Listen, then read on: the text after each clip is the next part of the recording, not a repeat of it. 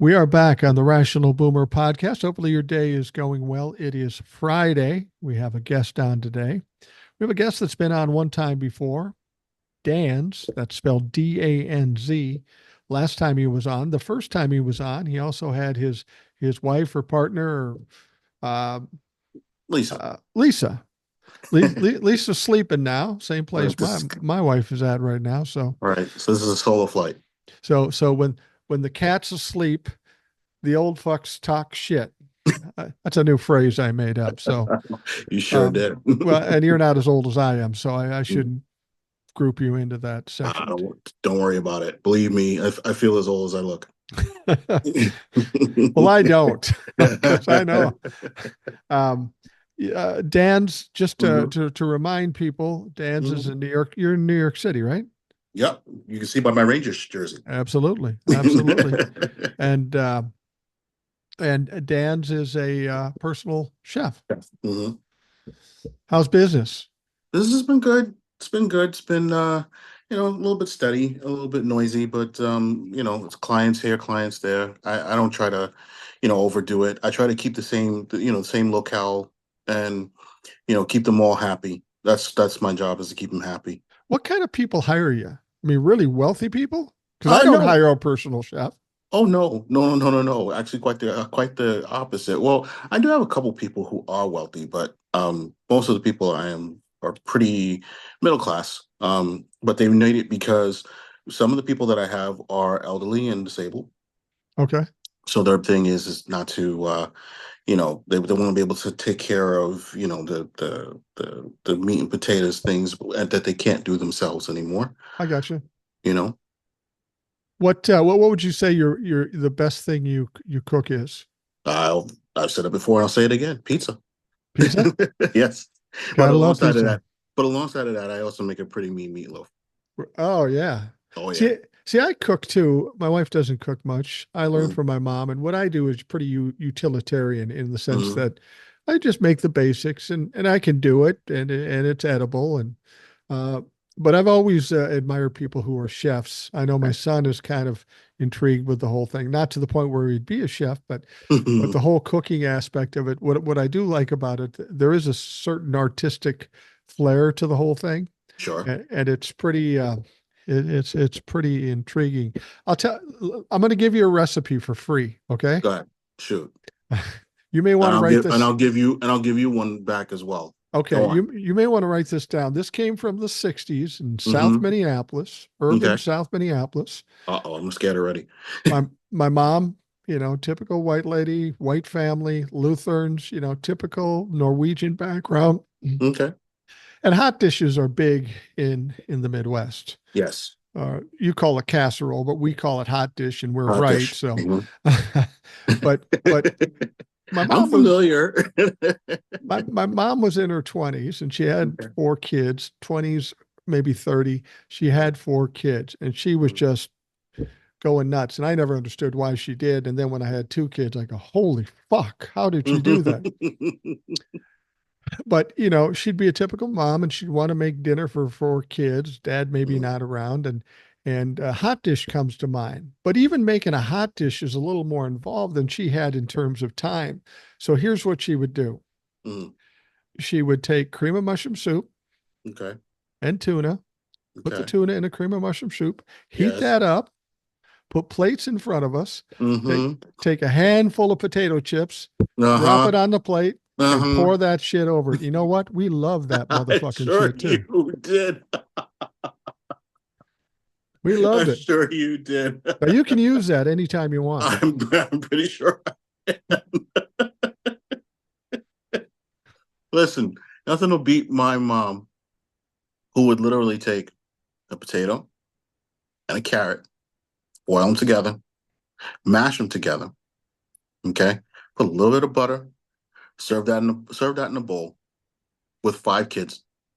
That's pretty good though. So You that can't beat. see that recipe is pretty damn easy. You write that one down, Yeah, you'll be straight. absolutely. And in those times when money might be a little tight, or just you don't have the time or the facilities to do it, you did what you did. And now, you know what I don't like, what I will tell you, and we'll get to the political stuff too. Mm-hmm. I'm kind of a pizza snob. but I'm a pizza traditionalist, you know? You got the thin crust, you got the Hmm. sausage, pepperoni, maybe mushrooms, onions, um, the standard stuff. When I go Hmm. into places that are trendy now and they put shit that has no business being on a pizza, as far as I'm concerned, that's not even fucking pizza anymore. No, game over. I've walked out of a few places that have done that. Yeah, it's Literally, I quite hate this literally. fancy shit. Just give me the fucking pizza. It's like when they make chili and they make it too fancy. I just need basic fucking chili. I haven't had chili in the longest. Really. So, I mean, I haven't had it. I mean, please, my mom is the best. She absolutely can make chili better than anybody that I ever met. Okay, on the planet. And so, I haven't had chili in the longest. If you add anything other than meat, onions, and excuse me, and chili powder to a recipe for chili, okay, I can literally see her walking up behind you. No beans, right? No, and beans. And beans. Okay. Hmm. I'm with you on the beans, but then you go out to Cincinnati and they have that chili they pour over noodles. Yes. It doesn't sound What horrible, but the I can't hell? do it. I can't mix it up like that. What the hell? Don't do Yeah. that. Don't damage a good thing. Don't We're going to get to the damage a good politics thing. here, but I have to ask you one more thing. Go for it. I learned something when I was making pizzas. I was 16, 17 years old. So, Okay. Okay. you know, I was just learning and I was making pizzas. Hmm. And one guy came in and says, "Could you put sauerkraut on top of it?" I go, "What the fuck do you want Ugh. sauerkraut on it?" So Ugh. I did it. And he Mm, sat down. He says, "Eat a piece of this." And I did. mm. It was fucking good because Yeah. you didn't taste the sauerkraut. You got the tanginess of the sauerkraut. Okay. It wasn't horrible. All right. Well, you know what? I could see that. If that was on a pepperoni pizza, I could see that. Yeah. Yeah, Yeah, it that was would make surprising. sense. It was Yes, that would make surprising. sense. Even a cheeseburger pizza, I could even see that on. Yeah. I've Yeah. I've Yeah. made my share of those. Yeah, Yes. absolutely. Well, we can wrap up cooking with Mike and Dan's. Thanks for Yams. joining us. And but we have to talk about some of the things going on. It's been a Oh, while since you've been on. do it. What I like about you, Dan's, Mm. is that you're neither afraid and more than willing to push back against me. Well, you know, when we were talking last time, well, I disagree with you Okay, on yeah, that, yeah, that's and true. That's I true. like that. I like that. Okay. It Okay. makes it Well, all more interesting, and maybe I learned something. So listen, don't hesitate. I'm just a person. Listen, I'm like you. I'm just a person. Every day, every day I'm learning something more, and every day I can learn to disagree without having to, lose my mind over it. But I like the fact that we have good banter. I really do like that. I do too, and I don't mind. You know, people say if people disagree with you, you just won't talk. No, no, no, that's not true. No. I if somebody disagrees with me and we're in the same mindset, I'm willing to learn. But if Hmm. somebody disagrees me when they say they really are eating dogs in fucking Ohio, then I have a problem with them. Uh-huh. So Oh yeah. don't hesitate to push back. I've been married 41 years. I Uh, get pushed back every fucking day, all day. So so anyway, we were talking before we got on, we were talking about first of all that port strike. I've told you before how I get people all the time saying, "Oh, the port strike, what's going to happen? How's it going to affect Kamala? Is this good for Donald Trump?" And I say, "Listen, man, don't stop trying to find something to worry about. hmm It's too hard on your heart. We're on the right track now." Uh, what were your thoughts when the port strike started? Did you feel like it was a setup just to influence the election? You know, three different people sent me direct messages regarding the picture of the longshoreman head and Donald Trump Yeah, standing I together saw that taking a too. picture. And it's funny because the more I looked at that picture, I noticed that there was a picture actually of Kim Jong Un shaking hands with Vladimir Putin directly over the shoulder of Donald Trump. Right. So that said to me, you know what? This is not going to affect them. This is not going to affect anybody. And if by the end of this week this thing is still going on, it'll be too long. Well, it's already technically It's already over. over. Yeah. It's already over. They have a Yeah. tentative agreement. They're going back to work today. Hmm. And Tomorrow. well, no, today, because this today. show, well, actually, I don't, yeah, this show airs Friday, so it's going back Right, tomorrow right. and, or today. And Hmm. then they've got to get this all You got to pulled together renegotiate. They're by going to January. renegotiate in January, but they've gotten like a 62% wage hike Yeah, is what they've got. And by the way, you have Kamala to think about to thank for that. absolutely. Reason being is because she basically negotiated right up to the literally right up to the point where she did her speech in Wisconsin this afternoon. Okay, she was on the phone negotiating straight to the end. I've Wow. confirmed this. This has been confirmed by multiple reports. So at this point, where's the beef? Yeah. Well, and it's surprising it wasn't the greatest union president in the history of this country, Donald Trump. He No, wasn't involved in that. He was just flapping his fucking lips. of course, because he's got lips and he doesn't know how to use Yeah, yeah. Well, them. he does have that, when he's confused or angry, he does do the duck look that 13-year-old girls do when they're doing Uh-huh. selfies. It's kind of creepy, Huh? kind Yeah. of creepy. It, So all those people who wrote you and me, what's going to happen? Nothing. They nothing. figured it out. They're going to figure it out after January. It'll be after the election. Aren't you Mm. aren't you tired about everything contingent on this election? I mean, I'm talking about uh, trials. I'm talking about decisions in Congress. I'm talking about people trying to get jobs. Everybody's got their sphincters tightened so tightly I up until the time of the election, and I'm tired of this shit.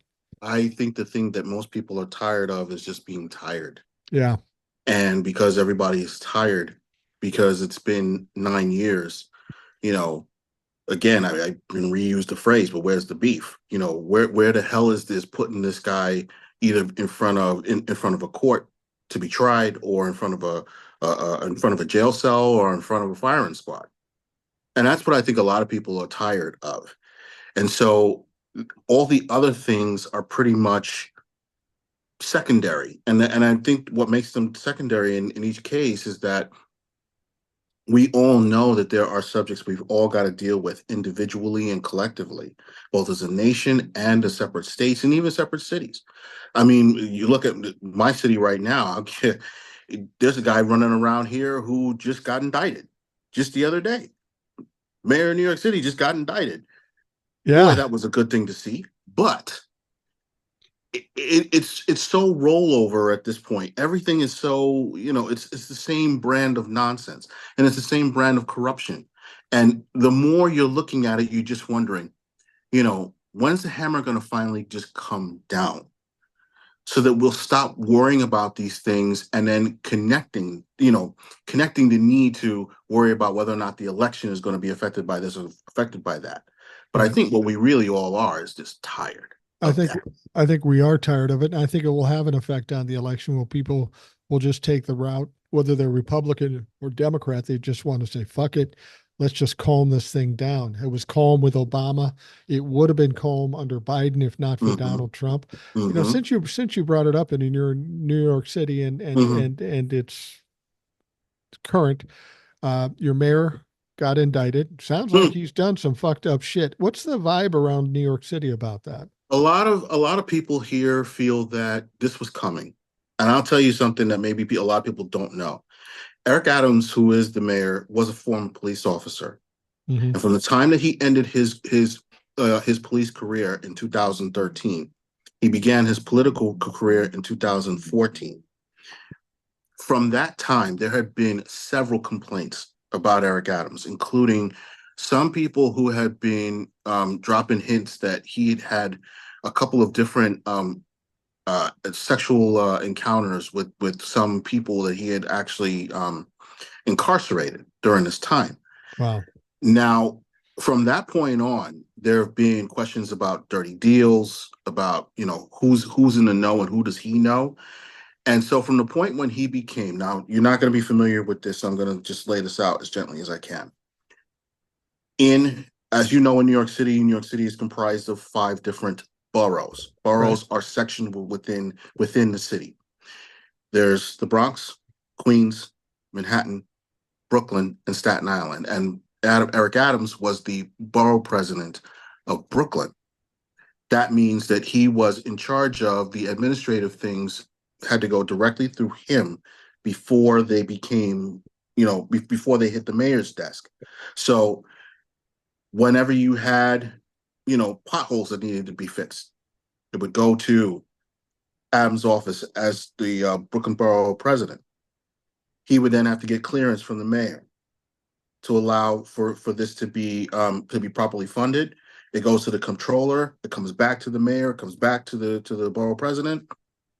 Then becomes an action.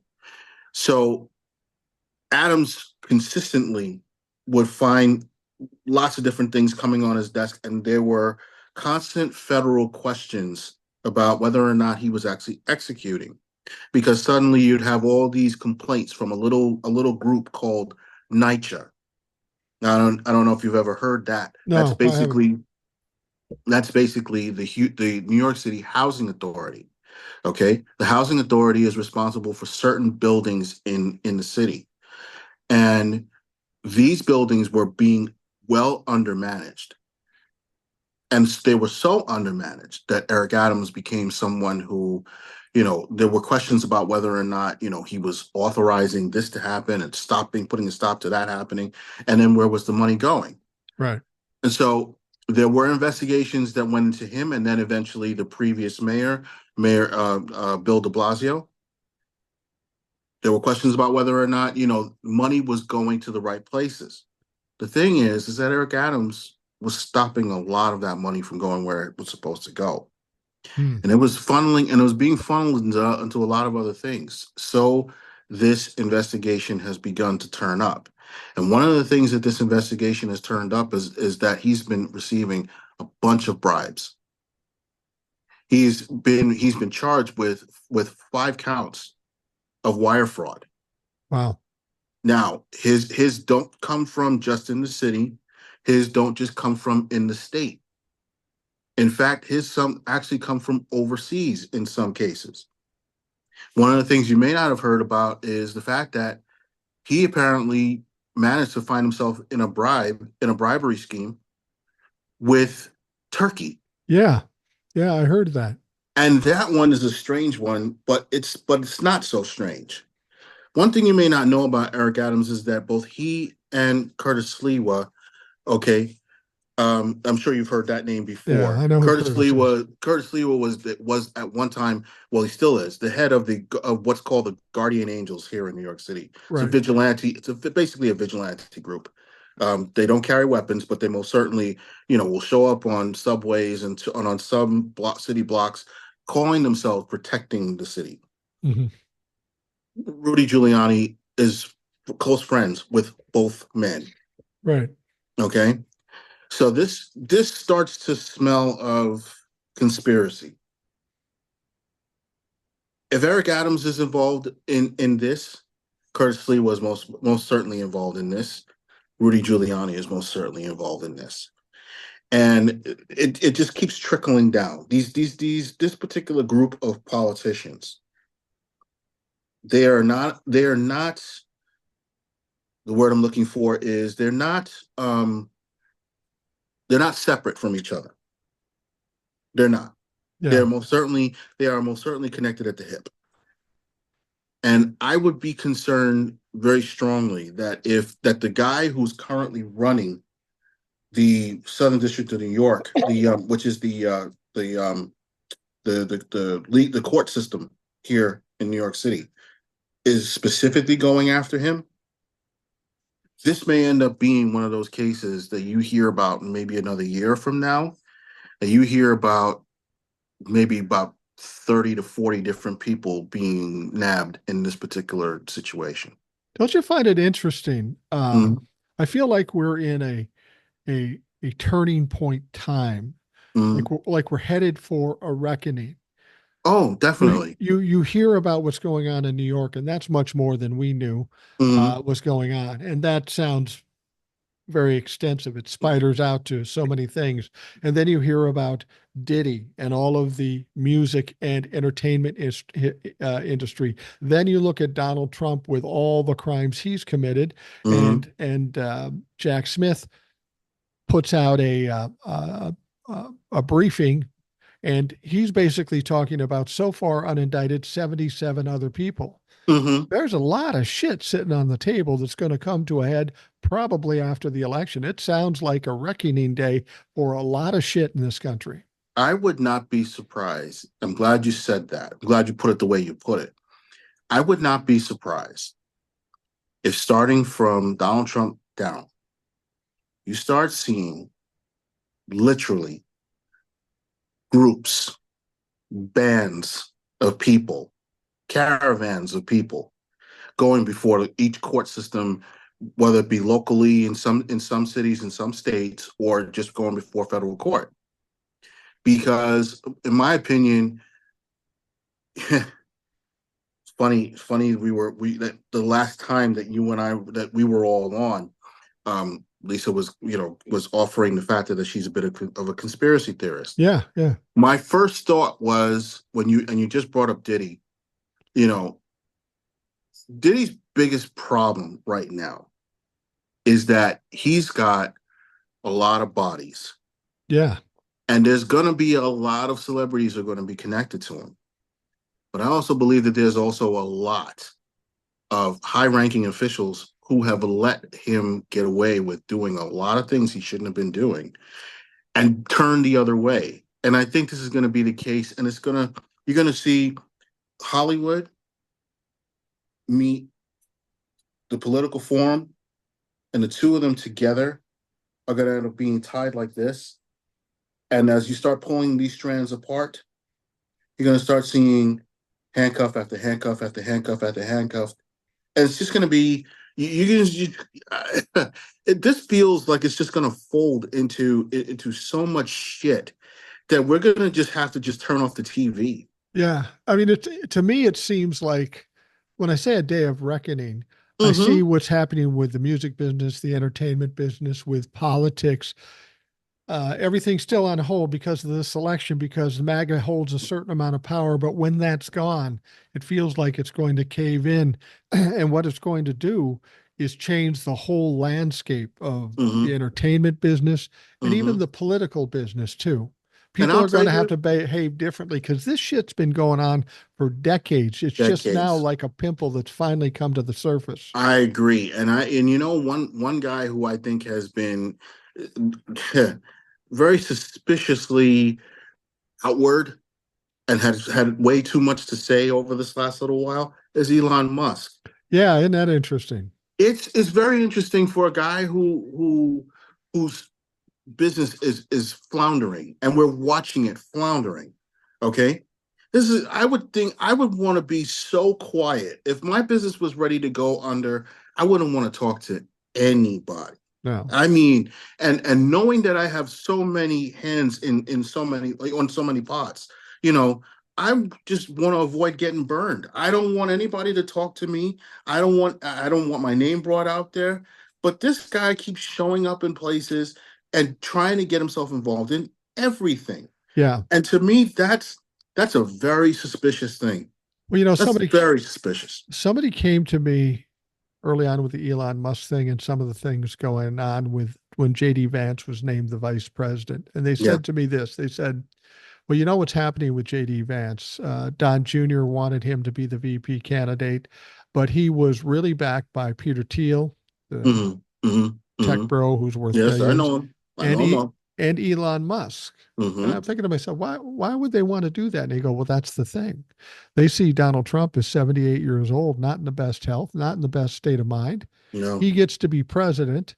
They either 25th amendment him, Hmm. or Hmm. he dies on the vine. And Right. now all of a sudden JD Vance is president, and these tech bros have power and control over JD Vance. Now, when I heard that, I said, that's a little out there, man. But now when we hear No. this other shit, it's not that No. crazy. No. And I was about to say no. And honestly, I can foresee that as being the plan if he is elected. If Donald Trump's elected, that I see that as being absolutely the plan. You. I don't know who said it to you, but I've had that premise, that premonition several times. And so, in my opinion, whoever gave it to you, nailed it. But Dan, the thing Hmm. about it is, we're both Hmm. old enough to think about 25, even 30 years ago. If Sure. someone told us that scenario, Hmm. we said, fuck you, go call Alex Jones because I don't want to hear this shit. We're No. in such a state right now with the crazy shit going on. Every day we hear crazy shit. This is believable. It's like Donald Trump planned his first assassination attempt. Yeah, That's crazy, but but Donald not. Trump's involved. Yeah, you But don't not. know. You don't And know. I'll tell you something. 25, 30 years ago, I would have believed this. I really would have. I would have believed it because unfortunately, what I've seen is this, and please don't fault me for this. I've seen enough wrestling to Okay. know that this is absolutely a possibility. And the problem that I have sometimes is that I have to kind of take away my wrestling mind away from what I'm seeing as everyday life, so I can be able to just pick my head up and just go places and do things. Because quite frankly, it feels like one of those same dramas that you see, oh, I'm strong and I'll beat you. Oh, you got nothing on me, I'll beat you. And all that nonsense. And this is what Donald Trump looks like. And I don't know. I may be alone, walking this one alone, and that's fine. But every day, this is what I see him trying to look like. Well, it's not Like that he's far trying to fetched. be, like he's trying to be. I mean, like he's really trying to be the Ultimate Warrior. And the Ultimate Warrior died of a heart attack because the Ultimate Warrior just took too much. Too much. He took in too much. He took in too many drugs to be able to keep him from doing it all the time. Well, it's not that far fetched when you consider the fact that Donald No. Trump and Mr. McMahon are Uh-huh. best buddies. Yes. And Mr. McMahon just recently went through his own shit with his own scandals and his Oh, own he's crime and corruption. I mean, it seems to be everywhere. We seem as a country, when it comes to mm-hmm, government and mm-hmm. politics, we seem to be just rotten with fucking rot. Because what's happening is that we're also going through a period of reckoning. Yeah, I It's not agree. just it's not just I mean, you hit it on the head. Yes. I agree that there's a reckoning that's going on with this country. I'd had that feeling. It's funny. I had that feeling about this country at 9/11, and having stared at 9/11 directly in the face, being right here in New York. Yeah, Okay, absolutely. I had that feeling then, but I'm seeing it now, and I'm seeing it more so in these past 2 years than I've ever seen it. And it's starting to get me to a point where I have this feeling. Now, I'm all in on Kamala, all in Yeah. on, and I am. Better fucking be, or we're stopping this interview right Oh, now. absolutely. Yeah. Have you seen my profile lately? Yeah. No, seriously though. But I mean, I'm all in on Kamala. So to me, I think Donald Trump is facing the part of it where after he trumped America, I think America has now trumped America, and I think everybody's had enough, and they're all saying, you know what? It's time for all the dirt to come out. It's time for all the crap to come out. I find myself wanting to say this one thing, and I hope people will. I hope that you and the audience will hear it and really pick apart what I'm saying. Okay. Oh, go ahead. Okay, but Donald Trump actually was right about one thing, and just this one thing. Okay, he wanted to clean out the swamp. Yeah. He's cleaning out the swamp, all right. Not the way he expected, but he's basically the guy that goes fishing with a stick of dynamite. He Mm-hmm. throws it in there and then they come to the Uh-huh. top and you clean them off. That's kind of what Clean he's them doing. off. Yeah. That wasn't his intention, but No. that's how it's turning out. Exactly. That's maybe the scariest part of it all, is the fact that there's just so much crap and so much dirt that's just coming up, and everywhere you turn, you've got you've got something here, you've got something there. I mean, there's nowhere you can walk where you won't step in the muck. Right. Well, one of the things I'm thinking why we're coming to this reckoning point, because anytime you have a narcissist, they have their climb to the top, but they always have their crash. Of course. People love to build somebody up, but then they love even more tearing them down. I think Hmm. the reason we're seeing the things with the government and the entertainment business and just business in general, I Hmm. think there's been so much greed and so much arrogance for so long, Yeah. it's finally hit the tipping point. Oh yeah. You knew there was going to be a tipping point. You can only do so much, and they've been able to get away with it so long. They didn't realize that they've come to the end. I'll give you an example. Bernie Madoff. Oh yes. He's like 80 years old. He's got billions of dollars, but he's still trying to make more. I got to be Hmm. honest. Had I been 55 years old and made $1 billion and scammed some people, I'd be on a fucking island like Russell Simmons right now. You'd never see me. No, but the greed and the arrogance continues, I and agree. they keep doing it. It's like the gambler who keeps gambling until all his Hmm. money's gone, even though he might have Hmm. won. So I think that's where we're coming to this point where the greed and the arrogance has gone over the top, and now they've fucked around and they're going to find out. I'll add one more thing to that. You know, and I don't want to get militant, but I want to be very sensitive to other people.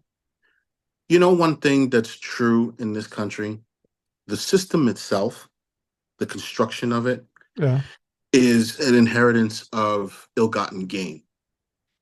yeah, And where that stems from is the following things: racism, hmm, fraud, and the ability to justify both.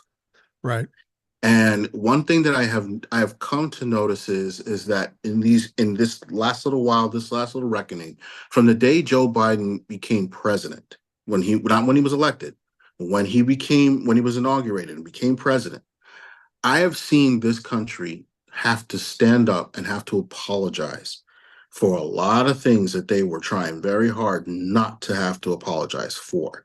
yeah, I've seen in this country a great deal of reckoning, and not just reckoning, but literally having to stand up and say, I'm sorry, yeah, I was wrong. Now there's some people who are still standing on that soapbox and saying, oh no, you're never going to get me to do that. I think we pretty much know what hat they wear. yeah. Well, But the reality is that one thing they can't do is they can't duck. They can't duck. They can't duck from the truth. They can't duck from their own reflection in the mirror. Okay.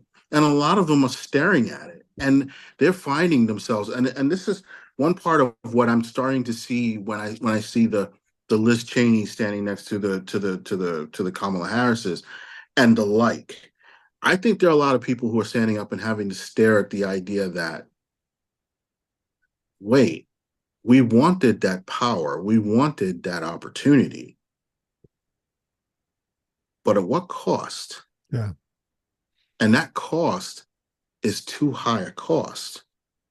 And so they're now having to face their own reckoning. And that reckoning becomes, I got to stare at the fact that I put somebody in place, or I put people in place that are not in my place at all. right, And that spotlight is extremely bright on those whom are in power and who have had power, and they're having to come to the idea that, oh, you're not willing to support me anymore, you're not willing to stand with me anymore.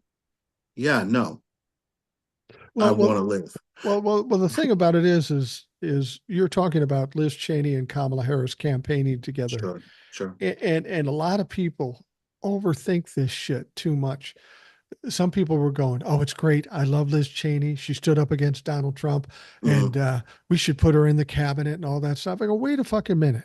Slow down. Now, Liz Cheney is an ultra conservative. She's an ultra Republican, and she's against abortion. She had trouble with LGBTQ. You don't. She's not our friend. She's Exactly. not our Slow friend. down. I don't. I respect the fact that she was credible. She stood up to, as she had integrity. She stood up to truth and justice. But isn't that the bare minimum we should expect out of a representative in the United States? She You did her know, fucking yeah, job. It's the other people that didn't do their job. yeah, I would agree with that for the most part, but you know, I was as I was watching it, as I was watching the, you know, her speech particularly, you know, I should also expect compassion from those who want to be in these positions of leadership. Something that she mentioned during her own speech came to mind, and as you were saying this to me just now, I was just remembering how, you know, she was talking about the fact that as a leader, as a person in this position, you know, Republicans used to come forth with a measure of compassion, Right. even no matter how conservative they were, Right. you know, and that's true to a fault. That's true. Democrats, we as Democrats, we were a bit of the opposite a long time ago, and we've had a very big change of heart. But we've also had a reality check. We've also seen some things, Yeah. and we've seen ourselves in some things that have made it decided that if we don't deal with all the things that we're dealing with compassion, as well as with a logical mind, okay, we're going to miss the boat by a lot. Yeah. I mean, we really are. I mean, you know, and then there's another factor, and I'm brought to a story. I hope you'll indulge me a moment. No, fine. Okay, so I'm brought to a story of myself. It was in a car. We were in the car one day. God, 2012. As a matter of fact, it was 2011. It was right around the time when Hurricane Irene was gonna hit us, and it was the day before. In fact, car was giving us troubles. You know, kept starting, stop, start, stop. We would have all kinds of issues with the car, and then we were dropping off a friend of ours in Midtown Manhattan, and we stopped in front of a hotel, and the damn thing wouldn't kick on again. We had stopped. We had driven on the west side of Manhattan. We had driven by this garage as we were heading towards that hotel. Well, sure indeed, there's a guy in the garage in his tow truck. Goes by us. We're on the phone. We're on the phone with AAA at the moment. But the guy has his truck and he's driving by us. We look at him. He's like, "Do you okay? Do you need help?" We're like, "No, no, no. We're on the phone with AAA." Good 20 minutes goes by. Here's this guy one more time. Comes by. Oh no, we got AAA on the phone, so we're waiting for them to come. Back of my mind, I'm thinking, "Hey, stupid, you've been here before. What's wrong with this picture?" Yeah. He comes a third time. And so I say, "Oh, dope. Let's go take a walk." So I walked around the corner, went to a shop. He sees me. He says, "Oh, you're the guy that I just passed over there." I go, "Yeah. Funny story." He says, "No, don't tell me the story. What can I do for you?" I said, I'm gonna need a jump because I'm apparently my battery is dead." Get in the car. So I get in the truck with him, drive back over. We're starting to head back over towards the car. And we introduce ourselves. He's an Israeli. I mean, literally just got off the boat, Israeli. Right. We're talking to each other, and I say to him, you know, I'm reminded of a story at this moment, something that I've known pretty well for a long time. I said, there's this guy. He was stuck in the middle of a flood. He hears a radio report. "Listen, everybody, get out of the town. You must evacuate. The rivers are too high. You know you can't be here. Everybody's got to go." We're still driving. He says, "Okay, so what happened to him?" I said to him, "Oh no, wait." I said to him, he's, you know, Well, now all of a sudden, as the man is standing there in the middle of his house, and the flood waters are starting to rise. All of a sudden, he hears a helicopter go over his head. Helicopter goes directly over the house, and he goes, "Hey, you! Listen, grab the ladder. Come on up. Floodwaters are way too high. Come on." He goes, "Oh, no, no, no, I'm okay. I'm okay. God's gonna save me. I mean, I pray. I'm a Christian. God's gonna save me from this. It's gonna be all right." Helicopter goes away. God bless you. The waters are so high now that he's basically eye level, and barely out of those eyes that he can squint, he sees a guy in a rowboat come by. Guy in a rowboat comes by. And he says, "Hey, come swim over here. Get in the boat." He says, "No, no, no, no, no. Don't worry about it. God's gonna save me. I'm gonna be okay." Off he goes. Well, he drowns. He drowns, and he is gone. So after he drowns, he makes his way to heaven, and he's standing in front of the gates of heaven just before he's going to get in. And he stands up and he says, "Listen, I demand to see God. I demand to talk to him." St. Peter steps out and he goes, "Hey, what are you doing here?" He says, "No, no, no. I want to talk to God. This is not right. I'm a Christian. I'm faithful. I want to see God right now." Okay. Gates open. He goes inside. He goes, "Go see God."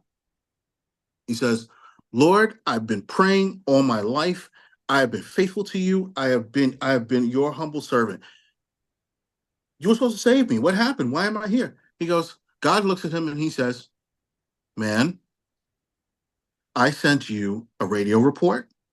I sent you a helicopter, and I sent you a rowboat.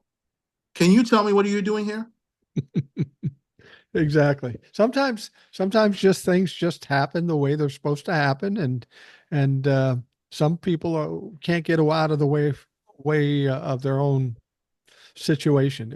You gotta use some logic in this stuff. You you Just were some logic. you were talking about lying, and that's the one thing that's interesting about what's Mm, going on now. Lying just seems to be a strategy. It's not a negative thing. And JD Vance is a good example. He was a smooth talker, but in this debate, everything he said was a lie. Donald Trump saved Obamacare, that he wasn't for a national abortion ban. I and they get called out, they get hmm confronted with it, and they eyes hmm just glaze over and they keep going.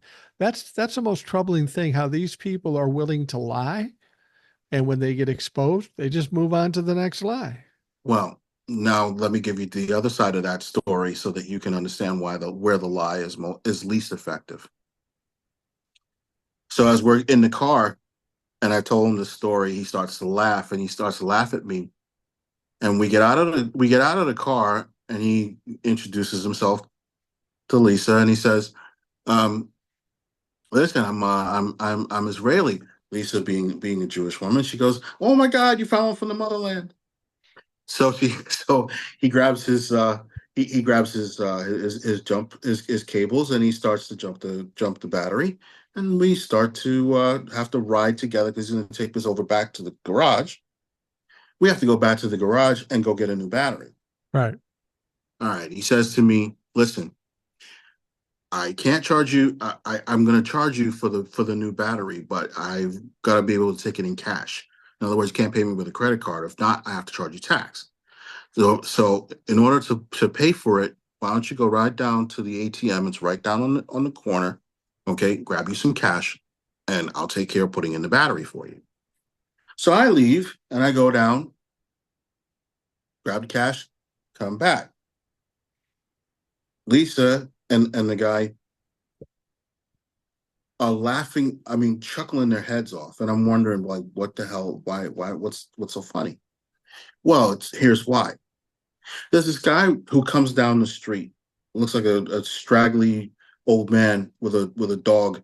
He's got a dog on collar, and they walk down the streets, and he points up. He goes, "You see those clouds up there? Oh, there's a storm coming. It's gonna be rain." Lisa looks at him and looks at the mechanic, and he goes, "Yeah, I read the paper. Tomorrow's supposed to be the hurricane."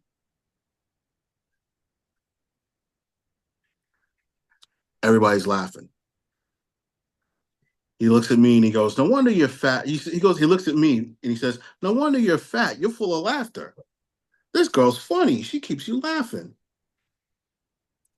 Well, I pay him his money. We get our battery and we go home. The point that I was making in that story is that if you give somebody information, okay, based on what you think you know, Yeah. yeah, it might be somewhere around the truth, but it is still a lie. Why? Because I've got the actual information that tells me what I need to know. Right. So here's where JD Vance messed up big time. JD Vance forgot that, you know, people have been watching the news and paying attention to the years before he ever became a senator. Right. And so when you think that you're fooling somebody by saying, "Oh, Donald Trump saved Obamacare," um, a Senate vote saved Obamacare. The John late McCain. the late John McCain saved Obamacare. In fact, the former Senator Claire McCaskill, who was reminding us that just the other night on MSNBC, following the debate, okay, reminded us that of why it was a lie, because she happened to be there. Her Right. very last act as a senator. Why in the world JD Vance went this way? Okay, it's because he's rehearsed. I was True. making this point. I was making this point with someone else. Okay, someone, another person on TikTok was very, adamant. "Oh my God, JD Vance is scary. He's scary because he's such a damn liar." I'm like, no, he's rehearsed, Yeah. and that's what lawyers do. At one point in my life, before I undertook culinary seriously, I wanted to be a lawyer. I considered, I was studying, and I actually worked for a law firm. So I know what it looks like when I see a lawyer working on and rehearsing their line, okay, and rehearsing their diatribe, so that when they get into court, okay, they can tell their story the best way they can. Right. Having just finished doing jury duty just a couple of weeks ago, I'm very familiar with it. As a matter of fact, I was even making the defense attorney laugh, knowing that his client was about to get 35 years for Wow. gunning down someone. But we won't get into that. Probably best not to. I tell you what, we're going to take a quick break here, and I Yeah, want to talk more about the debate thing too. yeah. But I need to take a break, and we will be right back. Mhm. We're back on the Rational Boomer podcast. Danz is with us. He is a gentleman from New York City. It's always interesting to get a perspective from there. You got a lot of shit going on that we talked about with your mayor and such. But we were Don't talking we? we were talking about the debate, Mhm. and when it was all said and done, I think there's no question that Tim Walz won. He had facts. He called him out, even embarrassed him with that question. I mean, that was really the kill shot when Tim Walz asked, "Do you believe Donald Trump lost in 2020?" And he wouldn't or Wouldn't couldn't answer it. answer. That was the kill shot. That won it for Tim Walz. But I think a lot of people were disappointed by this because they were expecting a dogfight, and it's because of what they were seeing out of Donald Trump. They thought this was going to be a melee, some kind of battle, and both sides played it very nicey nice, which I think surprised a lot of people. I'm gonna just push back on one part of that. It's not the fact of what they saw within Donald Trump. It's what they were seeing with Tim Walz up to that night.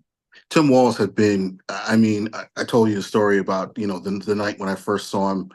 I want to get up and play for him, and I haven't played any sport since I last wore this 30 Yeah, years ago. right, So for me, when I thought about Tim Walz going after JD Vance, it was, look, You can be nice to him all you want to, but you got to call the liar, plain Right. and simple. And then you really got to attack him on this idea of the dogs and cats. The dog and cat thing should have been a layup for him to go after him on that. But I'm not at fault with how Governor Walz handled him. I'm not at fault with that. JD Vance pretty much dog walked himself, Right. because once you start lying and then you just go right through the rehearsal of the lie, you're pretty much done. You're pretty much done on your own. And I'm glad that Governor Walz played it the way he played it. But in truth, if he would have been more forceful and decided to just come undone on him, he would have won either way. Yeah, he would have won either way. I talked about this in a previous podcast. Mhm. I had a Trump on one time, and I talked about this yesterday, I believe. And I'd had a couple others on before, and I was ready for them. I knew what they were going to say, and I Mhm. knew how I had to attack them. And I was rough on them. I was really rough on them. And I don't know that I accomplished anything other than getting a lot of shit off my chest, which made it worth it. But this Mhm. guy comes on and he's contrary to what we believe, but he's very polite about it and he's very nice. And that threw me off. It made it harder for me to attack this guy because I was afraid that I'd appear to be the bully. And it was like kicking a puppy. I didn't want to do that. Yeah. So it was, I don't know if it was an intentional strategy with HVAC Jeff or if it was an intentional strategy with, with JD Vance, but it kind of works because, you know, Tim Walz at the core is a good guy, a nice Mhm. guy, the Mhm. country's dad. Yep. He's not the kind of bully that's going to go out and attack somebody like like Donald Trump. He is No. somebody who'll put up a fight if he's getting attacked, but if he's not Mhm. getting attacked, it's hard for him to do that. And I think that was an interesting strategy by JD Vance. He wasn't quite as in your face as some of the other shit we've seen him do. Well, I mean, I have to kind of use the analogy of the angry young man, written and sung by Billy Joel. You Yeah. know, there's a place in the world for the angry young man ah, with his working class ties and his radical plans. He Yeah. refuses to bend, refuses to fall, always at home when his back's to the wall. Now that guy is more me. If I'm more that guy. And I think I put away that guy a little bit, but I'm more of that guy. I like Governor Walz's approach in this situation because rather than stoop to a low, rather than fight on a different level, I liked his approach because he stayed above the fray. Right. And he stayed above the fray and still gave facts. The problem with JD Vance is that JD Vance is a lawyer. And JD Vance is a lawyer that knows how to practice, understands that practice makes perfect, Yeah. and understands that even the best lies are best sold by someone who sells it with a devilish tongue, Right. okay, and with a silver tongue. Believe me, having a sibling who's as awfully good at it as JD Vance is. I love my brother to death, but listen, guy can lie his ass off. He can't. Um, One thing I have known though is that if you're going to sell a good lie, you have to sell a good lie by having some form of truth that goes along with it. Exactly. You can't just go off. I mean, because I tell you what, as a 5'8" stocky guy growing up in high school who actually got girlfriends, Mm-hmm. the best way you do that is learn how to fucking talk. Learn how to tell a lie. And I'm sad to say I could lie a bit, and I was good at it. So I know when people aren't good at it. But you're right. I mean, that's there is a science to lying if and you're a he hasn't, liar. de- but he hasn't developed it. No, he's fairly pure. What Donald Trump has long had going for him is that he dresses the part alongside of being the part.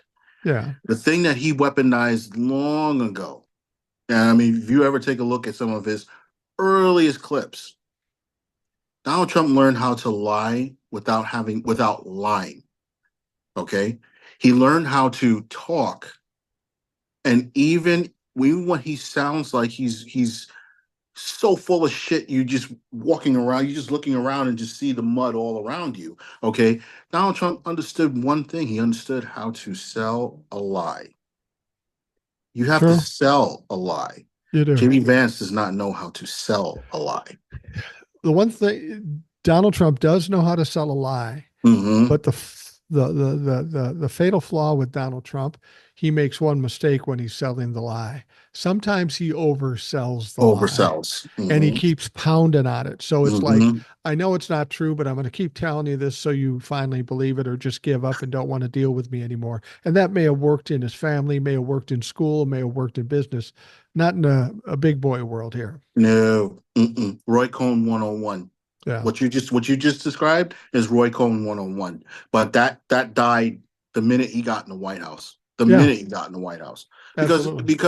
because some things, you know, the presidency of Barack Obama taught us that there was such a thing as transparency.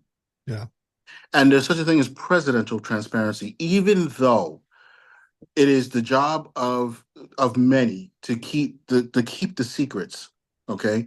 There are some things that are still quite visible, and you can't mistake them. You won't mistake them. And Donald Trump's presidency was too evident. There was no mistaking what you saw. When you saw someone basically lying to you about, oh, COVID's going to be over in 3 4 weeks, it'll be like nothing ever happened. Stop! You're lying. We can see you're lying. You know, the trouble with Donald Trump and lying, though, is if Mhm. somebody's a liar, Mhm. over time they get to be a better liar. Yes. Donald Trump never had to be a good liar because everybody was fawning over him and being their yes men. So he Mhm. said the most outrageous thing, and they go, oh, God, that's genius. And when he got to a bigger platform, got to a bigger arena, and people are going, that's fucking stupid. He can't relate to that. He doesn't understand what's going on. It's always worked before, and now it's not working. What's really telling about Donald Trump, if people who know him, people who have watched him through the years, and this is why I know that the biggest problem that we have in this country is that there are way too many people who never saw him. They saw what they saw on TV, but Right. they never saw him. Donald Trump familiarized the world with, oh, I'm a very, very rich man, Yeah. and I behave the way a rich person is supposed to behave. Bullshit. Yeah. Okay. Donald Trump is a $30 millionaire. Yeah. Okay. Who got paid by one network to look like a millionaire, Right. but he was a $30 millionaire all the way around. Consult his businesses. Consult businesses that have gone under. Why have they gone under? Because of bad business practices. Because of the fact that the man didn't pay a number of his employees. Who loses casinos? I mean, I ask this question all the time. Who loses casinos? Yeah. Casinos probably are one of the five businesses in this country that you really have to do some really dumb shit to lose. Dumb shit to lose. And the first thing you do that will cost you your business is not paying your people, because Yeah. not paying your people means that your business, that your level of quality of service that goes into keeping, excuse me, into keeping those places afloat, okay, is the fact that if you have a healthy, happy, productive crew from top to bottom, you'll run your business. That's Yeah. the easiest thing to do. I've managed three restaurants in my life. I know one thing. If I'm at the top, every person beneath me has to be treated like they're at the top. Right. If they're treated like they're at the top, my business is going to run 24/7, 365.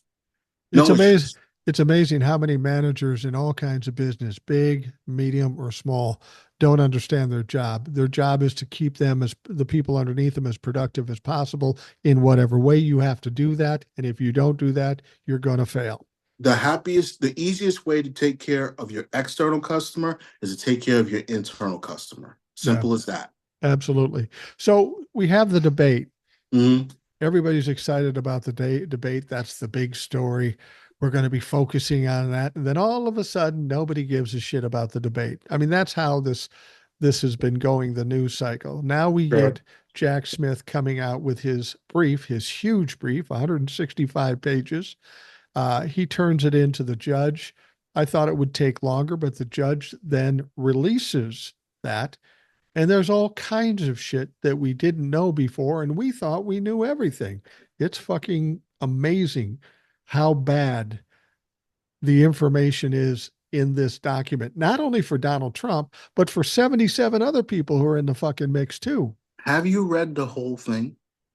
No, I'm serious. Have you no, read the whole thing? I have not. I did. Wow. I That's why, did. you know why I didn't read the whole thing?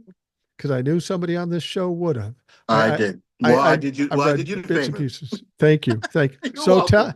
tell us what you saw. Honestly,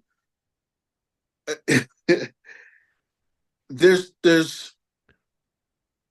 I made this point on my own TikTok yesterday, and I'll just say this much: the first 20 pages of this document are enough to tell you that Donald Trump is. When the moment comes, because it's not going to be if. When the moment comes that he goes to a courtroom, okay, he will be handcuffed. He won't just be handcuffed. He will be hogtied, and he will stand as an enemy combatant of this country. Really? Do you think to that extent they'll do it? He's this is the most. Huh, I was floored how meticulous Jack Smith is. I haven't read briefs since I was 22 years old. Mm-hmm. Okay, I haven't read I haven't read many court filings since I was 24 years old. Last time I read one was the O.J. Simpson case. Okay. I can tell you this: I have not seen anything more detailed in my entire life. I've read schedules that have been sketchier. Okay, work schedules that have been sketchier than what I read, what that Jack Smith produced. Wow.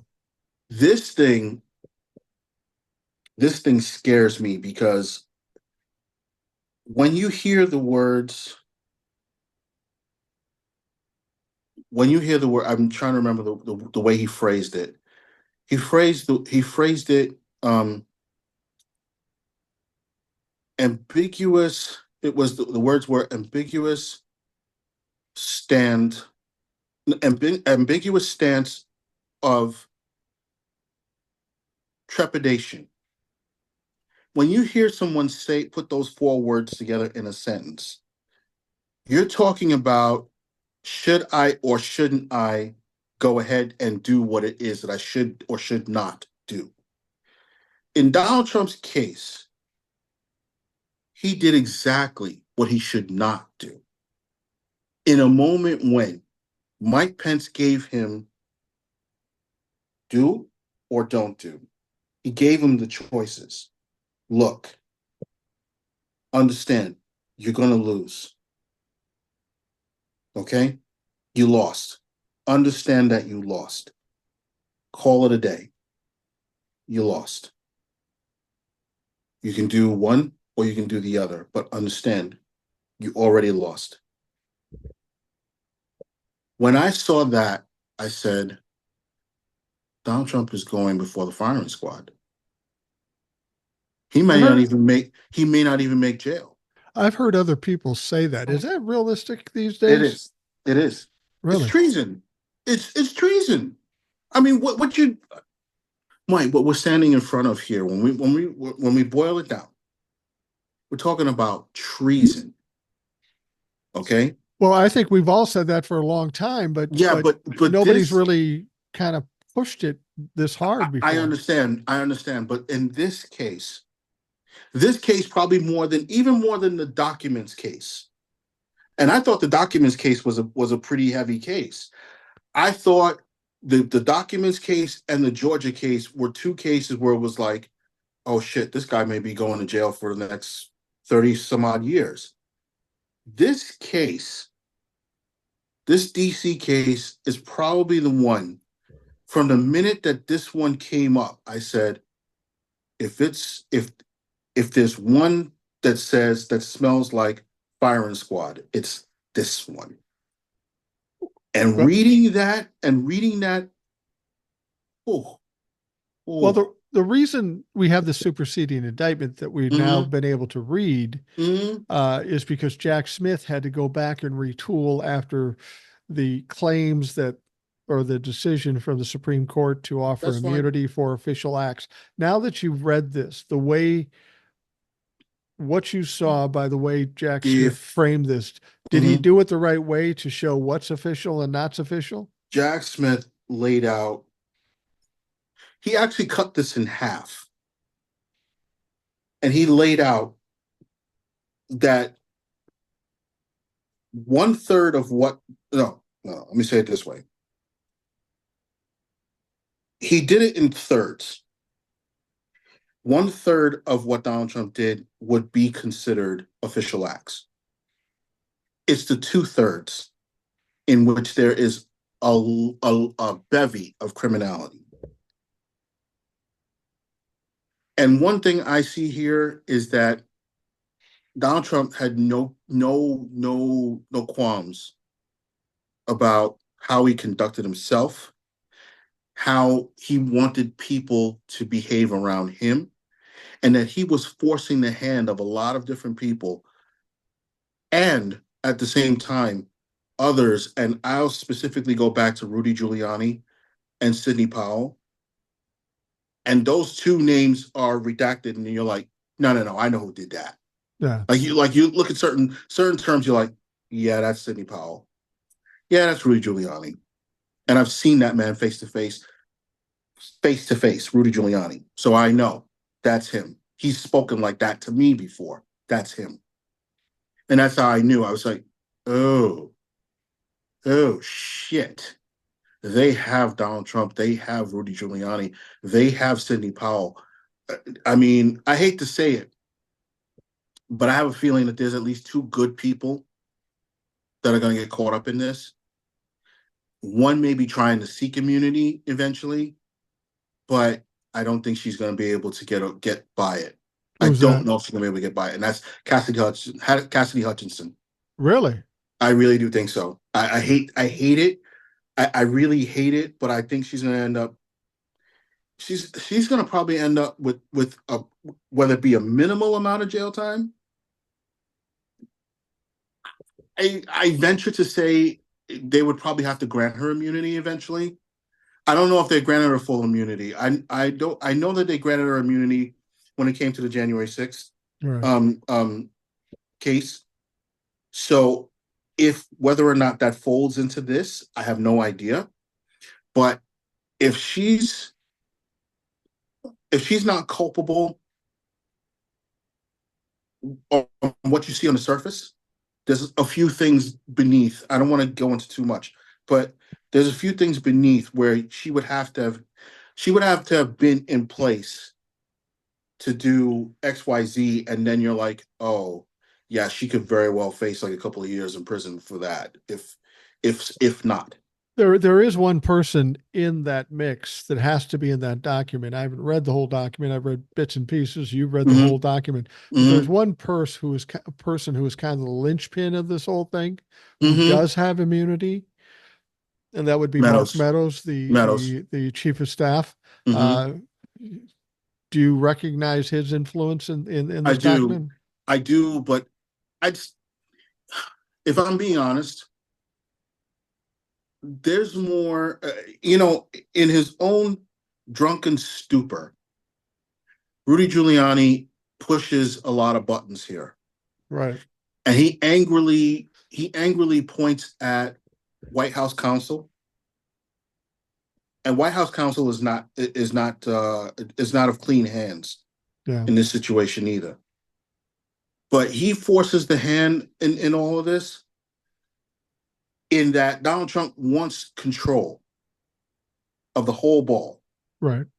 The problem is that Mark Meadows won't let him do certain things. And as you're kind of going through it, you're kind of like, okay, I see where you were standing. You were standing right next to the Resolute desk. So was Giuliani on the other side. Sidney Powell was on the other side. You were having this conversation. There were four or five different conversations. Like you can pick out the players Right. and you can really pick out who said what, how, why, how it's applicable. Because I'll tell you this, the biggest thing is that lawyers did a lot of double talking in there, Oh, absolutely. a lot of double talking in there. And Donald Trump is not as stupid as most people think. He may be cognitively dissipating, but he is not stupid. And no one should think he is stupid. I kind of think he's stupid, but No, no, I hear you, but he isn't stupid. What he is he's unfamiliar with terms, but he isn't stupid. okay. And so, for that being said, there's a part of it where I feel that Mark Meadows had to kind of go along with it in the long run because at one point you could see it was either gonna be him or Mike Pence, Yeah. and that's kind of where I'm at. I'm kind of But like, but don't you think all the people that were close to Donald Trump mhm. felt like they were at risk, either violence from people who love Trump or getting fired or getting exposed? Don't you think they were all under duress to a certain extent? And I'm not giving them a free pass on this, but that had Fired, to come into play. fired, not so much. Um, no, no, because remember, you're talking about an administration that will be over in 2 weeks. Yeah, true. So Well, I that's a don't good really point. see I don't really see firing as really the meat and potatoes that it would sound like. But the threats, definitely. The threats, definitely. Oh yes. You Oh know, yes. people will say that he ran that like a mob boss, and Come on. I'd like to take that a step farther. Go ahead. He really ran what he was running there as a cosplay for a dictator strongman. He was really playing that role almost more than the mob boss. That's funny. I think it's the reverse. Yeah, Yeah, because if you know anything about how he ran his business here in New York, okay, it plays the same way. Like you see him, like you see a lot of his, not his decision making, but his authority with the same, do you need a reminder, or do I walk around with the bat, yeah, you know hint hint wink wink. There's a lot of that. And okay, so when you hear the accounts of those who were in the Trump organization, um, case of a year and a half ago, okay, same thing. It comes down to the same thing. where do you think his head is at right now? I mean, he wanted this not to be exposed before the election. Now it is exposed before the election. And there's a lot of things that he can try to deny, like he knew he lost. He knew he wouldn't win in court. What he did was premeditated and he knew was a lie. I It's don't know hard which to way discount that. I don't know which way he can go because, quite frankly, he has he has said out loud on TV on more than one occasion, yeah, I lost. Yeah, I knew I Right. lost. Blah blah blah. Every time you go back to that one interview with the British young man, I can't. His name escapes me at the moment. Um, that particular interview is one that is absolutely completely telling. And when you put him in the White House, put him in the Oval Office on that day, on January 6th, in comparison to that interview, you're Yeah. like, yeah, don't try to deny. You're already done. But he's always going to deny. Oh, of He course. cannot admit he was wrong. He cannot admit he was that he lost. Which takes us right back to the debate. So So are we shocked? So was anybody shocked? I doubt. I know you weren't. I wasn't. No yeah. one, no one was shocked to hear JD Vance, duck from the ultimate question, because the question is there to be asked and it needs an honest answer. But the problem is that there's no honest answer that we don't already know.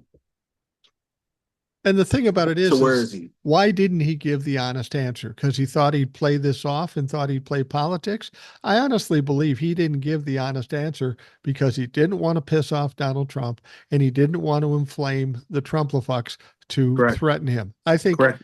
he said he refused to say that again because there was a certain amount of duress involved. He and Peter Thiel and Elon Musk. These are three players.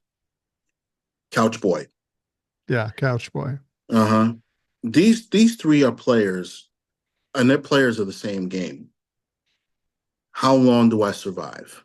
Yeah, Now Teal's a guy who can sit up in an ivory tower and nobody and very few, if anyone, will ever touch him. I mean, you really have to really decide, you know what? Fuck this. I'm the FBI director and I'm going after his ass. That's how you would have to play Peter Thiel. You could stick the CIA and Interpol on Elon Musk. You'd get plenty. But JD Vance and Donald Trump, whether you take them separately or together, okay, you realize two things about them. The first thing you realize is that neither one of them is necessarily smart enough to do this alone. no, So they literally have to rehearse this. And if one swears, I didn't do it, I didn't do it, I didn't do it, I didn't do it, say it behind me. I didn't do it, I didn't do it, I didn't do it, I didn't do it. That's going to be the line. And no one will knock them off of it unless the elder says it. And if the right. elder says it, then he's going to come back and he's going to say, wait a minute, wait. No, I meant to say, no, you didn't mean to say. Yes, I meant to say, no, you didn't mean to say. Yes, I meant to say, but I'm saying this. Don't pay attention to me. Yeah. Yeah. Well, the thing about it is Donald Trump was very successful in putting things off and delaying everything. But in every delay, there comes an end. There comes an end. And we're 30 days away from this election. He's Right. put all his hopes in winning the election, being president, and getting out from under all of this. Well, that's not going to happen. No. He's not only going to lose, he's going to lose badly. And when he comes out the other side on November 6th, because I think they will, I don't think this will take weeks to figure out. It's Mm-hmm. going to be enough where it's going to happen pretty quickly. He's going to be sitting there. He's going to be squawking that it was fake, it was rigged. Nobody's going to listen to him because it's the same old story over and over Mm-hmm. again. And the Republicans won't be able to run away fast enough from him because he's of no value anymore. He's kicked to the curb. This guy is going to be so vulnerable and not be able to protect himself. He is Mm-hmm. just going to get buried with Washington, with Georgia, all the things he's done to hold this off. We knew it had to come to an end. It frustrated people, but the end is near. We're He's 32 there. days away. He's there already. Right. He's at that end where the Republicans have already started distancing themselves from him. And Absolutely. and I'm sure some of your listeners are probably going to be like, "Oh, no way, they haven't left." No, they've left. Oh, Here's how yeah. here's two ways you know that that's true. First way you know is that there are always three puppets. There's always three puppets who stand up and go before the people and say, "Oh no, Donald Trump is this, this, and this." Who are those three? Marjorie Taylor Greene, Yeah. um, Lindsey Graham, Lindsey Graham. and uh, stupid who's losing in Ted Cruz. Ted Cruz. Yeah. Who have you heard from lately? None of them. None of them. That's Although, that's uh, that's the although, first thing. That's the first thing. although Marjorie Taylor Greene appears to have gotten her boyfriend back Yeah. because Laura Loomer stuck her nose in there Hmm. and she got all kinds of heat and Donald Yeah. Trump kicked her. I'm waiting for Laura Loomer because she's that crazy ex-girlfriend that will start talking shit. And the only thing she has going for her right now is write a fucking book. So I'm waiting for that. That's days away. Days. Yeah. Not even weeks. Days away. Yeah. I Here's agree. two, but here's the second one, and I'm glad you brought up Laura Loomer because there's another Laura who you would also hear around this time, and that's Laura Trump. Yeah. And Laura Trump has no problem with telling you jack shit, especially when jack shit's all she got to work with. Right. Here's the thing. The thing is that Donald Trump knows he's put a personal gag order on all of his people. He wants my face all day. Right. He wants JD's face and voice all day, all night, because his surrogates are terrible. His surrogates are terrible. Look, Laura Trump is all about selling her music. Okay, whatever that is. Wow. I have no That idea what that is, but no, whatever that is, that doesn't paint a sunny future. at all. Okay. Alongside of that, all of the usual suspects in the GOP are all quiet and all quiet at the same time. I can't remember a day, a single day, when it was just Donald Trump and when it was just Mike Pence, Right. just Donald Trump and just JD Vance until now. Yeah. It's interesting. Until now. And when you see the GOP literally dummying up, don't go to cameras, don't talk, don't this, don't that. Mike Johnson can't find a microphone fast enough. He's quiet. Yeah. He's quiet. Nah, no, Well, they're just about done with him. well, and the question is they're going to be done with them. There's no question Not about it. gonna. They're there. But the point is they waited too long. My That's it. my question is after the election, when all Mm-hmm. is lost, Mm-hmm. there isn't enough tomato juice to get the stink off their bodies. They are going to be saddled with this for the rest of their lives. All that skunk is gonna be there. And how did they not think about this? Did they really think Donald Trump had a chance to win? Because I'll tell you what, 2 years ago when he decided to run, Mm-hmm. this guy told you he isn't going to win. Here's what I think. I think this now becomes a matter of two separate bodies to save this thing for them. It's Donald Trump himself. Well, no, actually, it's JD Vance and the Supreme Court. And I think this is the thing you better watch out for. And I would say watch out for this by around Halloween. Keep an eye on a lawsuit, a potential lawsuit handed down. I suspect it's probably in the works at this point, but you're going to probably hear something about the Supreme Court getting some kind of a case where it says that Donald Trump is still, in some way, shape, or form, the rightful winner of this election. I don't know what it's going to be called. But to You this mean point, I don't know what it's going to be called. you think by October 31st there's And going to be I'll tell you that he's a why. rightful winner of the Yes. election that didn't happen Yes, yet? that didn't happen. I know what I Oh wow. said. That's And a fucking stretch. I know. And believe me, the balls in some of these people are really something else. But one thing I have discovered, one thing that I've absolutely discovered, when you don't think something is going to happen, it happens.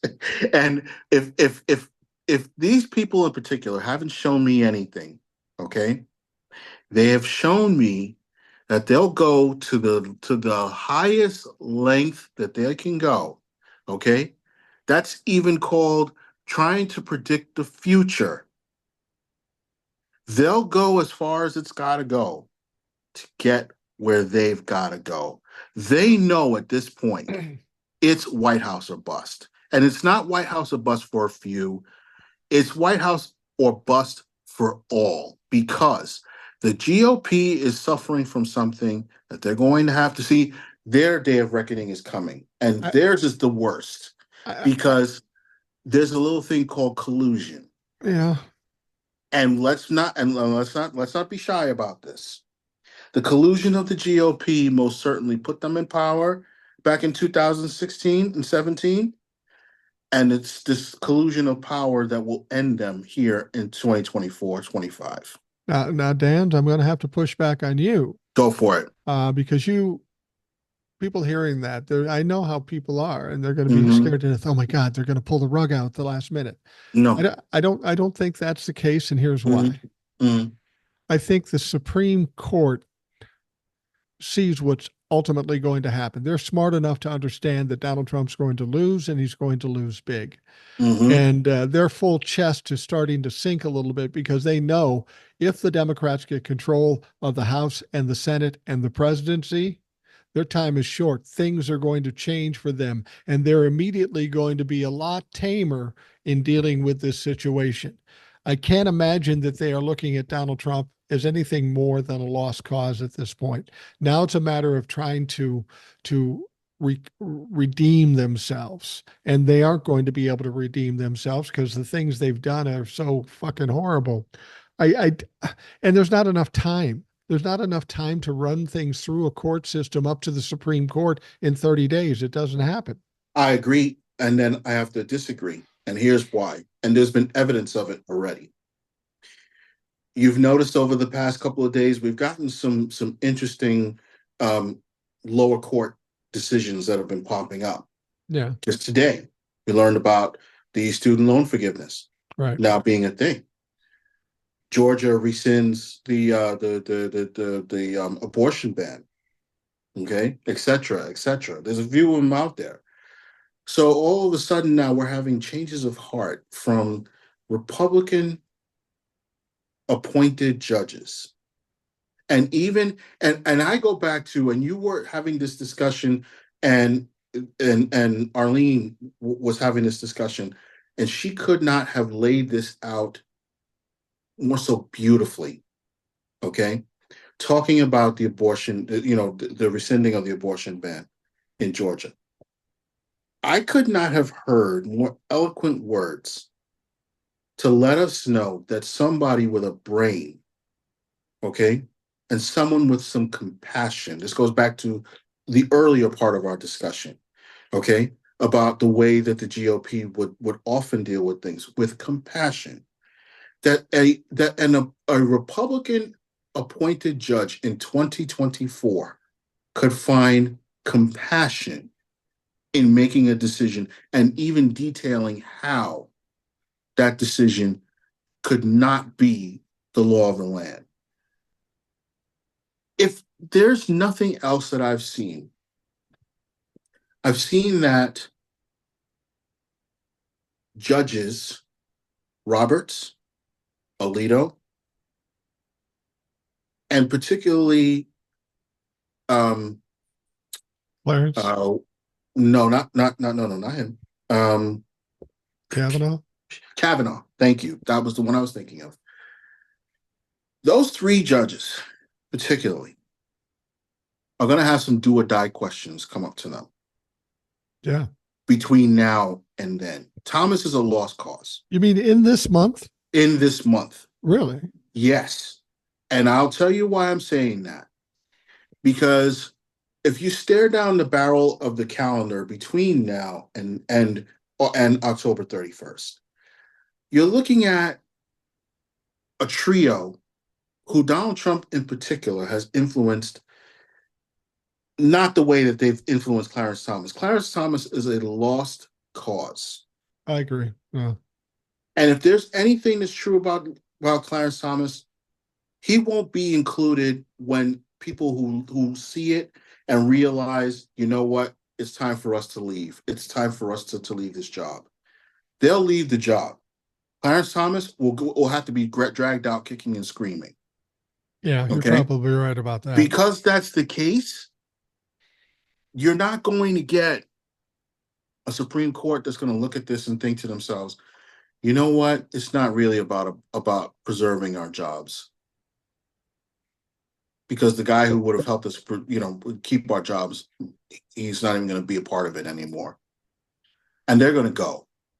Clarence Thomas is a whole different story. He's up to his literally the nothing on his head okay, in so much shit that at this point, the minute that Kamala Harris is inaugurated as president of the United States, he had better not be the one standing on that stage No. because the FBI is going to be right there, right behind him. Well, no question, he's going to get indicted. Oh, He's broken indeed. so many laws. And when the Right. DOJ, we would get somebody other than Merrick Garland and Mm-hmm. Kamala's the president, Mm-hmm. I don't think Kamala's a vengeful person, but No, she does want things to be right. And what's mindful. going on in the Supreme Court is not right. Oh, oh yes, mindful. She will say to her new attorney general, and this is kind of one that kind of popped up in my head. I wonder if you were staring at the new attorney general on that stage tonight. I wouldn't be. Listen, I've seen stranger things, but wouldn't that be a shitbag of I mean, a real shitbag for somebody to eat out of if you were staring at Liz Cheney as Attorney General? Well, you know what's interesting about that? What's that? When people have said, "Oh, they're going to put her in her administration," I go, "There's no way. They don't have the same mindset. They think totally opposite." But the one place you wouldn't matter would be the attorney general. Right. And what better place to put the spawn of Satan, the meanest motherfucker we ever saw in here? Somebody who, oh god damn, I would have never thought of that, and I wouldn't suggest that she should be put in the administration, but in that one instance, Yes. that may not be bad. May not. May not. Oh no. May not be bad at all. Donald Trump, Donald Trump burns down the Republican Party, and Liz Cheney prosecutes the motherfucker. That would be awesome. Pitchfork for everybody. Yeah, no shit. God damn, I never thought about that. I would be for that. I mean, there's some Democrats that would be great Attorney General. attorney Yeah. generals, Mhm. but I kind of want a mean one. And Liz has got a little dog in her. I think I would want, I think if there's one other person that I'd want in that particular capacity, I mean, there's really only one other person I want aside from Liz Cheney in that particular spot. And this probably would be, this would be a reach on my part. Okay. I want Michelle Obama in that spot. That would be interesting too. I don't know that she's looking for a job, but No, but I got a problem with Michelle Obama.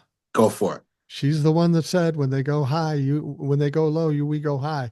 Is she too compassionate? We want a motherfucker in there. No, I doubt that. No, I don't think it would be about compassion in this particular case. You're talking about the person who would end up being the top lawmaker, the pretty much the top cop, for lack of a better term, okay, in the country. Yeah. If there's anybody, if there's any two people that I think you talk about poetic justice. Just to see I the can't looks even on keep their a straight faces. face. Just to see the looks on their faces. What? You know what this reminds me of? What's This that? reminds me of what you brought up before. If that were to happen, Yeah, it's very, very reminiscent of the WWE when the yeah. absolute antithesis of this bad guy comes in and he Oh, goes, "Oh my God, oh my God. that would be It's Stone crazy." Cold Steve Austin. And it would be, we could see Liz Cheney coming down to DOJ Mm-hmm, in a black mm-hmm, leather vest, mm-hmm, throwing some beers at her, mm-hmm. chugging that shit, and having her sit down and say, "Let's fuck some people up." If you want to see Donald Trump go to jail, give me a hell yeah. And people are out there going, "Stop being so crazy." Yeah, right. Listen, man, boys can't dream. Yeah, right. Of course they can fucking dream. Of course they can fucking dream. Oh, out loud. Yeah. Well, we're gonna wrap up the Rational Boomer podcast because the way it's going, you're gonna wake up your wife, I'm gonna wake up my wife, and we're gonna have more trouble than you could possibly imagine. She's awake, believe it or Oh, not. she? Well, Yeah, say she's hi awake. to her for us. I will. I definitely will. My wife better not be awake because she's got to get up at like 4:30 in the morning. And if I wake her up, she's kicking my ass. Well, just paint the target back there and just let it happen. This that's there's only two people I take shit from in this world. My Hmm. wife and my granddaughter. And Hmm. trust me, they both know how to dish it out. So Hmm. so I get my penance from time to time. Well, Yeah. Danz, I appreciate you coming on today. I was looking forward to talking to you again. It's always a great conversation. It always Thanks. an entertaining show. It's Thanks. always more entertaining when I have a guest than when it's just me, at least for me anyway. So thank you very much. No, I was grateful too. Thanks, Mike. I really appreciate it. And feel free to use that potato chip recipe. When you use the potato and carrots, call me, okay? All right. All right. That sounds good. You got it. For those of you listening, thanks for taking the time to do that. I hope you have a great day, and we'll talk to you again tomorrow.